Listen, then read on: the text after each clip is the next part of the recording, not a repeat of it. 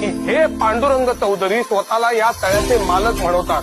हे म्हणतात की हे तळ वैयक्तिक आहे. पिढ्यानपिढ्या यांच्या कुटुंबाने त्याची देखभाल केली आहे.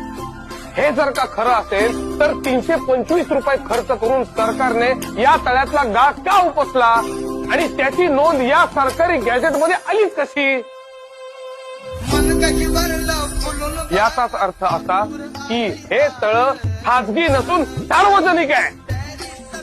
शास्त्री काय चाललंय आता? हे तुम्ही तर म्हणाला होता की तुम्ही वीरेश्वराची शपथ मी खोलीतून सगळ्या सरकारी नोंदी मी स्वतः जाणून टाकल्या होत्या.